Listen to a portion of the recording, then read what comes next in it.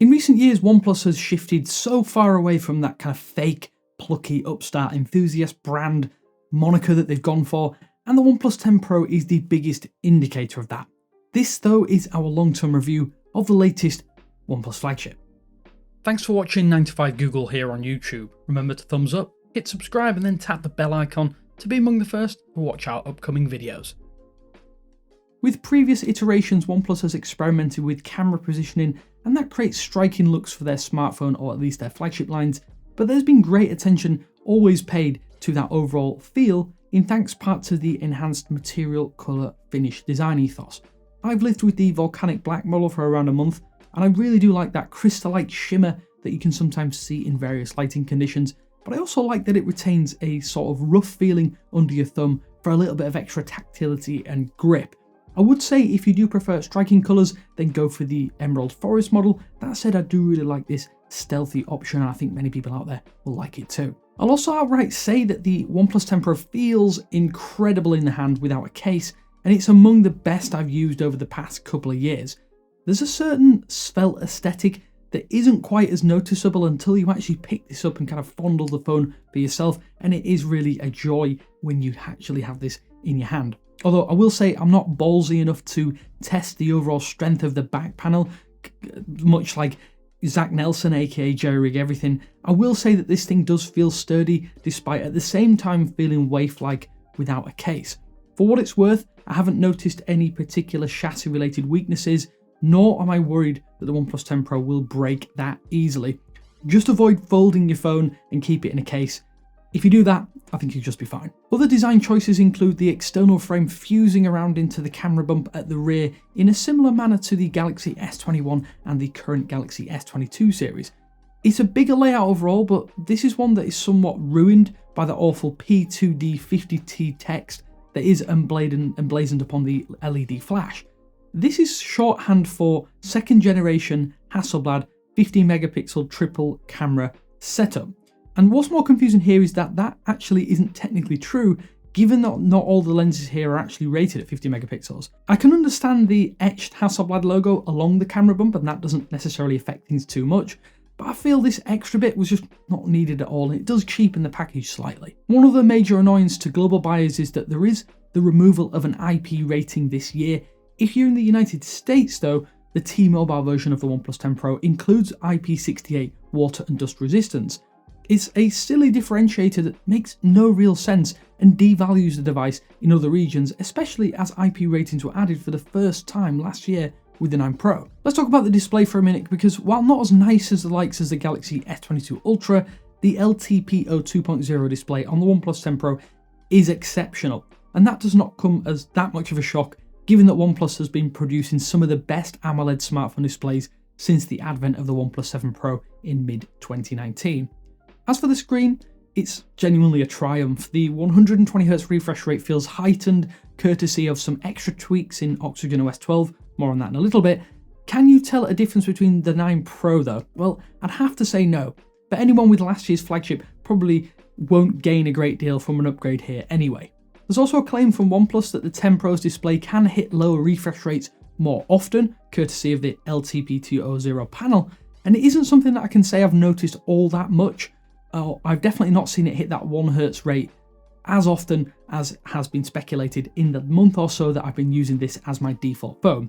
You may have a better eye than me though and be able to spot this more often when using the phone. That said, it is always nice to see minor improvements over time, and OnePlus is at least trying to improve the smartphone display experience, even though it was already very impressive on the previous version. One thing I will say is that I'm actually not looking forward to moving back to the Pixel 6 or 6 Pro's in-display reader. Such is the speed and snappiness and the accuracy on top of that of the OnePlus 10 Pro's fingerprint scanner. This isn't new to OnePlus phones, nor is it noticeably faster than the previous generation. It's just simply fast and reliable, and it's definitely an extra little cherry atop what is an excellent display. In the software terms though, there is a big bold asterisk on the OnePlus 10 and by extension a lot of other OnePlus phones now that Android 12 is available. The OnePlus 10 Pro is absolutely no different here, and if you dislike the recent OxygenOS 12 overhaul, then this is probably not going to be the phone for you. I'm not going to dive into things too deep here as it's running OxygenOS 12.1, which isn't a great departure from the versions seen on the OnePlus 9 and some other devices out there. So you should definitely check out our full detailed look at Android 12 for OnePlus phones down in the description below to learn why the move, or at least the move closer to Oppo's software skin, signals the end of the OnePlus that many of us out there have kind of expected. Putting those massive ColorOS influences to the side for just one moment, the performance is excellent on the OnePlus 10 Pro. There are some minor indications of minor throttling here, likely to reduce the actual processor heat generated. Unless you're looking though for constant sustained maximum performance levels, then I think you'll likely never notice a difference. And in that vein, at no point have I ever felt disappointed by what the OnePlus 10 Pro is capable of.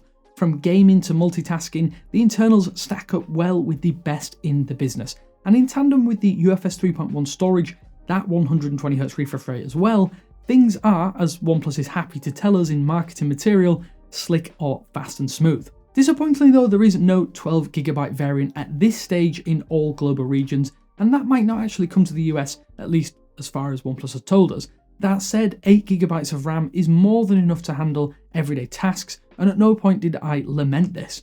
If you're intent on holding onto your device for a few years, this is something to consider though, as you will want more RAM overhead to help aid as your device increases in age. I'll also note that the haptics are similarly excellent, and alongside the Oppo Find X5 Pro, which probably comes as no surprise given the tighter ties between the companies, I'd say the haptics here are the best on an Android smartphone, or at least that I've used. Being able to tune the vibration motor to your preferred feel in the software settings is also something that OxygenOS 12.1 offers over its predecessors, so you can fine-tune that touch and tap experience to your heart's content. Moving on to the camera setup, there are definitely some important changes to the OnePlus 10 Pro's camera setup this year that very much feel like a major step backwards. By ditching the excellent Sony IMX766 ultra-wide in favour of a slightly less capable Samsung JN1 and then losing the 2MP monochrome sensor, the 2021 flagship has the edge. It's hard not to see that there is still room for improvement in the camera department on the OnePlus 10 Pro, and it almost feels like we're saying it year over year, but it just happens to be true. The OnePlus 9 Pro camera was often excellent, and with some tweaks and adjustments, it could have been a more direct competitor to the most consistent smartphone cameras on Android. The colour tuning on the OnePlus 9 Pro is still easily my favourite of any smartphone camera system, so I had very high hopes for the OnePlus 10 Pro. And even with some tempered expectations, you might leave a little confused here. OnePlus was in a position to really challenge now that that Hasselblad partnership is starting to bear some sort of fruit, and while it's similarly solid, it just doesn't quite do enough to be considered one of the best, at least to my eye. The colours though, they're arguably the strongest contender and strongest suit, and of course OnePlus has Hasselblad to thank for that, but it's almost as if the team behind this camera setup on this phone doesn't want to step directly on Oppo's toes. Images from their main sensor are a step up over the OnePlus 9 Pro, but the ultra-wide is a notable downgrade. The IMX766 was exceptional, as I've said, and it was just a joy to use. The Samsung JN1 is just not quite up to snuff or to scratch here, even though it has the same 50MP rating.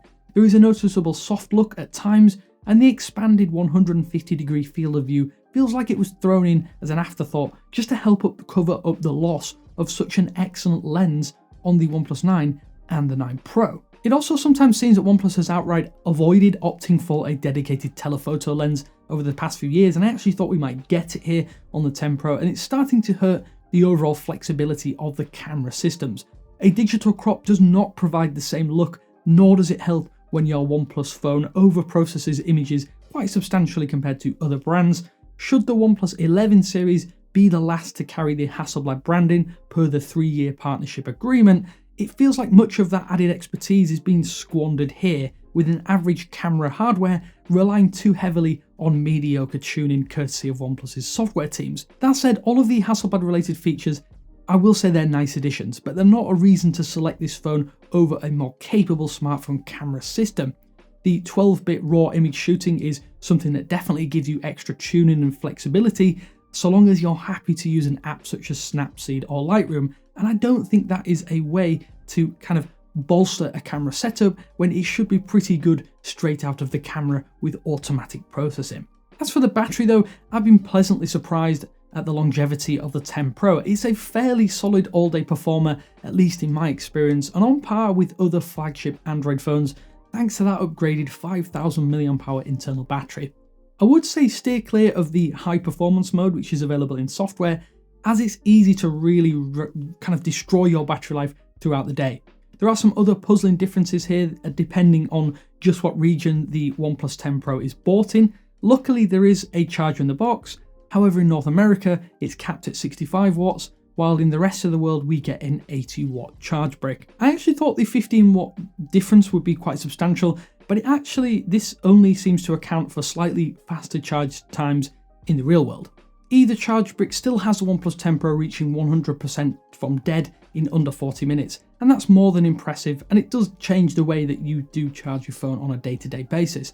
Slow charging, of course, may help with overall device longevity, but super fast charging certainly is nice when you start to hit low single-digit battery figures. So to sum up my thoughts after using the OnePlus 10 Pro for around a month at this point, I think all of its parts add up to a good smartphone, just not a great one. I often find myself looking at other phones and feeling aggravated that the OnePlus 10 Pro is lacking in the same core areas that have been lacking since starting of the Pro series back in 2019. I just can't quite put my finger on why there is a void there, but it often feels like something is missing or isn't there. While the OnePlus 9 Pro missed a mark in just a few minor sections when compared directly to the biggest flagships of 2021, the OnePlus 10 Pro has really kind of dropped the baton this year. It becomes an even more bitter pill to swallow, given that the OnePlus 10 Pro is a device I actually really want to like more than I actually do. The problem is with a never settle mantra, it's bound to be frustrating for any long-time OnePlus fans and early adopters to see the evolution of the company up the pricing charts, but still with the same sort of compromises in key areas.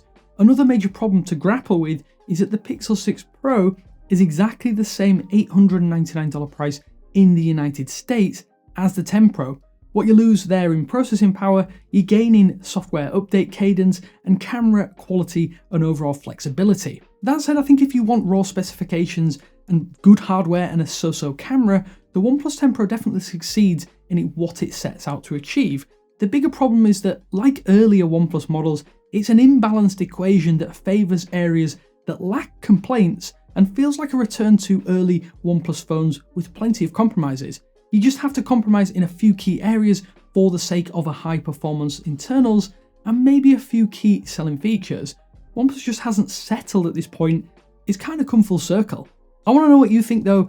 Do you like the 10 Pro or like the look of the 10 Pro? Or are you thinking of switching to another brand entirely now this phone is available in global regions? Let me know down in the comment sections below, but until next time, this is Damien with 95Google saying thanks for watching, and I will speak to you later.